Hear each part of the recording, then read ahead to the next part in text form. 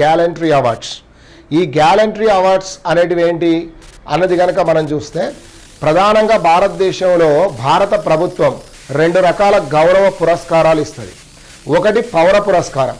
ఈ పౌర పురస్కారంలో మన భారతరత్న, పద్మభూషణ్, పద్మవిభూషణ్, పద్మశ్రీ మొదలైన కనిపిస్తే సైనికులకు ఇచ్చే అవార్డులను మనం గ్యాలంటరీ అవార్డుల్లో కూడా ఇవి 2వ కేటగిరీ. అంటే గౌరవ పౌర పురస్కారం అయితే ఇవి గౌరవ సైనిక పురస్కారాలుగా మనం భావించాలి. సో ఈ సైనిక పురస్కారాలు గ్యాలంటరీ అవార్డులలో ఉన్నది ఏంటి అన్నది కనుక చూస్తే 2 రకాల కేటగిరైజేషన్ మళ్ళీ చేయాలి. ఒక కేటగిరైజేషన్ ఏంటంటే యుద్ధ సమయంలో ఇచ్చే గౌరవ పురస్కారాలు ఒక రకం, యుద్ధం లేని శాంతి సమయంలో ఇచ్చే గౌరవ సైనిక పురస్కారాలు 2వ రకం. యుద్ధ సమయం నందు ఇచ్చేటి మొత్తం ఎన్ని కనిపిస్తాయి మనకు అంటే 3 కనిపిస్తాయి. ఆ 3 ఒకటి పరమవీర చక్ర, 2వది మహావీర చక్ర, 3వది వీర చక్ర.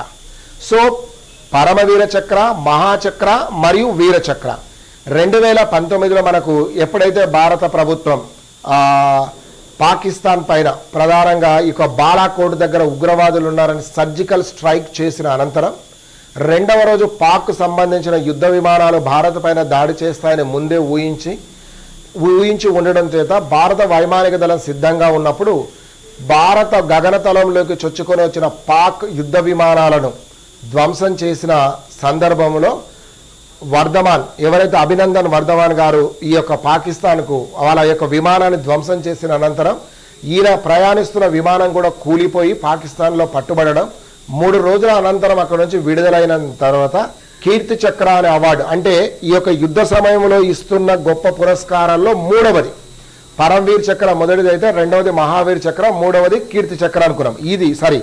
మహావీర చక్ర తర్వాత వీర చక్ర 3వది లభించింది.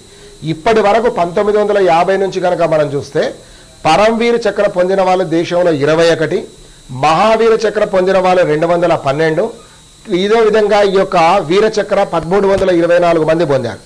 ఇది యుద్ధ సమయం. మరి యుద్ధం లేని సమయంలో కూడా సైనికులు ఇటు ఉగ్రవాదులతో కానీ అంతర్గతంగా ఉన్న తిరుగుబాటుదారులతో కానీ పోరాడుతున్నప్పుడు వాళ్ళ ప్రాణాలను కనుక కోల్పోతే వారికి ఇచ్చే అవార్డులు కూడా 3 రకాలుగా పెట్టాం. అశోక్ చక్ర, కీర్తి చక్ర, శౌర్య చక్ర. అశోక్ చక్ర అనేది ఇప్పటి వరకు దేశంలో 97 మందికి లభిస్తే ఈ యొక్క కీర్తి చక్ర 483 మందికి ఇస్తే ఈ శౌర్య చక్ర అనేది దాదాపు 2095 మందికి ఇచ్చాం. ఈ సంవత్సరం శౌర్య చక్ర 2కిను, కీర్తి చక్ర అనేది ఒకరికి లభించింది. ఈ శౌర్య చక్ర అనేది 3వది ఏంటంటే 200 కేజీలకు సంబంధించిన RDXను ట్రేస్ అవుట్ చేసి తన ప్రాణాలు కోల్పోయిన ఒక అధికారి ఎవరంటే విభూతి శంకర్దున్ దియాల్ గారికి నిన్న అందించడం జరిగింది. ఈ అవార్డును తన కుటుంబ సభ్యులైన తల్లి, భార్య స్వీకరించారని మనం చూసాం.